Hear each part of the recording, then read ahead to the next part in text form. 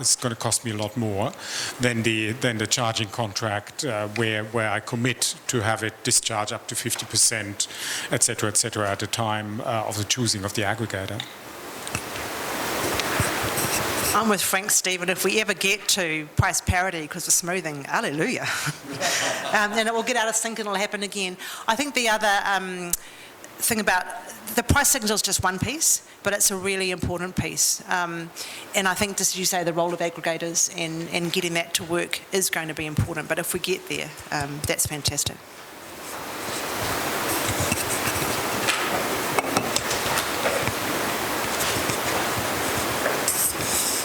Sorry, David Havitt, Energy Consumers Australia.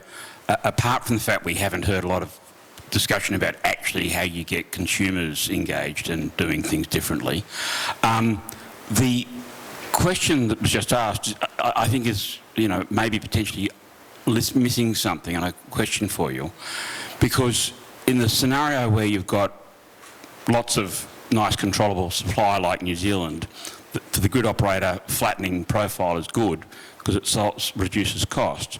But if you're in the Australian scenario where you've got lots of intermittent renewables, you actually want to make demand follow supply. So you actually want to have, not flattening the load, you actually want to make the, get the electricity utilised at the time it's being generated.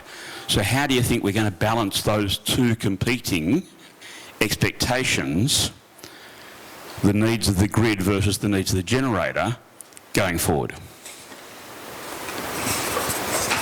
I think that it's a very interesting question you raise. That's why I also mentioned that different power grids, different markets have different challenges. I think in Australia you're very lucky with your solar. It's such a fantastic resource and it does match load quite nicely. But again, funny things in Australia, like all the panels facing north, none facing west. So when you need the load in the evening, there's no solar. So there's a few things that can happen to make things smarter. But generally, economic-wise, it's that balance between the market will sort. Australia, you've kind of distorted that with subsidies. But where it makes sense to do the distributed generation, do your own thing on your home, you're still going to need that connection into the grid, and how do you actually pay for that? And the challenge you have is that's quite an expensive piece to have your standby or your backup power coming in. So managing that so it is as cost effective as possible and not overbuilt is just such an important driver. So I think it's a different challenge, but I think again it comes down to economics and making sure you don't have a whole lot of capacity that is standing there being used every so seldomly. And that's the problem with our dry air storage. Who wants to live in a market where there's a capacity payment for a coal plant or a thermal plant to sit there to be available once every 10 years? That's very expensive. So there's some interesting affordability, reliability, sustainability challenges there. And there's some really exciting microeconomics there and so many lost opportunities, right? So we should really have a time of provision feed-in tariff for residential rooftop, right? And we would get those west-facing panels where they should be facing, but all of the incentives for a household are to have them straight north because it's just the amount of energy produced, right? So, my rooftop solar, more and more the inverter cuts out because the local area has overvoltage, right? Because there's no one there to use all that electricity in the middle of a workday. Sorry, Australia, but most of your systems will cut out over 52 degrees Celsius. Most of your systems will cut out on over 52 degrees Celsius. Your solar on your roof's going to fail. Your heat pump's going to be demanding more and more power because you're getting hotter. The electricity grid's going to have to be derated because all the lines are sagging. Your thermal plants are going to have to roll back because they can't get enough cooling through. Your car, electric vehicle air conditioning is going to shut out because your battery's off because you got hot. We had some interesting challenges coming up with your global warming. Your solar panel shuts off, it's going to melt. Question over here. Okay. Thank you. Golbon Zakeri, University of Auckland Energy Centre. I have three questions that are very much related in the theme, and that's for Alison, but also Ivan and Frank as well. Alison, if I understand it properly, Transpower as a regulated monopoly would have to effectively justify investments that it makes, right? Now, the investment that you would make would be based on some future forecast, but others involved may not have the same view of the future. So the question is, in terms of reconciliation of the different views of the future, which introduces the subject of risk. So another question there is, in terms of, I guess kind of similar to what Steve was driving at, in terms of getting participation, probably from the demand side, but also from investors. Having these different risk attitudes, are there products there, Ivan specifically, that you know of that are useful in terms of resolving the different attitudes of the participants in the energy sector and alleviating their risk, reconciling them, similar to what happens in financial markets? So I know that it's kind of convoluted, but they're pretty related, really. Questions. You're absolutely right. As a regulated monopoly, we have to, like most other jurisdictions for transmission, make our case to what's called the Commerce Commission, our economic regulator. For a proposal, we have to pass a grid investment test. So we have economists that are very well versed in making those arguments. And we have to use the government's electricity demand forecasts. So a lot about this work we were doing on Te Marihiko and the updates to our supply-demand forecasts and scenarios is trying to have that conversation with all the stakeholders to say we need to get some collective view of the future. We'll be wrong, but something we can land on. Because as I say, if we miss demand and you have people wanting electricity and it's not available, you won't see me in this role anymore. So I think that it is quite challenging, but if you build too early and it costs too much, you're in trouble. So that is a really big challenge, but that's why it's important to have the conversations.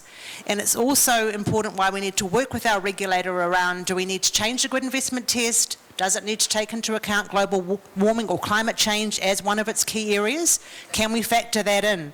So we are starting to have those conversations to help our regulator move and to help all participants move so that we can be more nimble and we're also looking hard at non-transmission alternatives. What can you do to make sure that there's other ways of like batteries, etc., that may be easier? Would you be invested in those? Would Transpower? Oh, if there is no one else filling the gap, we're prepared to step in. But if there's a market and there are participants willing to, we don't see we need to. So I guess one of the things I was trying to get at is whenever there is a huge dichotomy of views, there's going to be a bit of a wild ride. Yeah, so volatility, a wild ride. Yeah, in terms of stock prices. I mean, is there a magic financial product that will help resolve these different visions? No. I mean, these are long-term vision. I mean, you know, you've got short-term products like futures and options, but in the long term, really, it's the invisible hand of the market. Markets will go towards the most profitable solution, often the least cost solution. And actually, in general, that's going to be a good thing. Because it's going to take politics out of it and it's going to take ideology out of it. There may be times when the least cost solution is putting solar panels north, which isn't ideal. So you may want policymakers to intervene to alter things. Yeah, I mean, I guess you can have stuff like storage markets evolving and you see investors potentially participate. The problem with electricity markets is that aspect of reliability, right? Mm-hmm. Which the financial markets don't necessarily face. I think you've also got to think about financial products and then just physical product availability. And I'm a great believer in markets and financial products and hedges, etc. But quite honestly, when there's no fuel available, doesn't matter how many financial instruments you have, you've got no physical product. Yeah. So I think that's just a reality. Okay, you have a question up there. This is Benjamin from Freiburg University in Germany. My question is foremost to Frank. I all agree with your strategies towards reducing CO2 emissions in the atmosphere, but there's one thing I missed, and this is planting trees. Is this not an option to reduce CO2 emissions in the atmosphere, or is it because of the return for investors that you take this into account?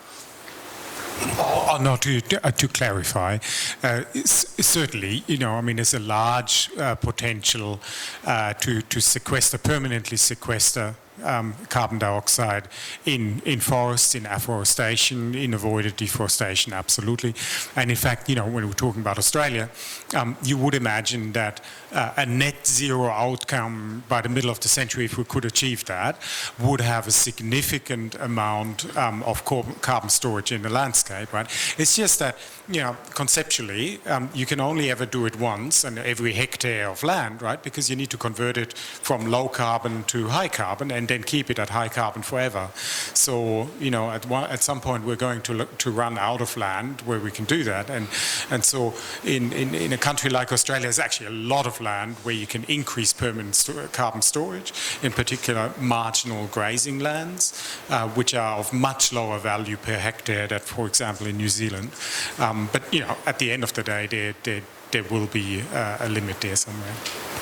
I think we should just Can I just add draw the session to a close now. Just following up on that point, forestry plays a significant role in the design of our New Zealand emissions trading scheme, because that's the source of our carbon credits. So would you please join me in thanking Alison and Ivan.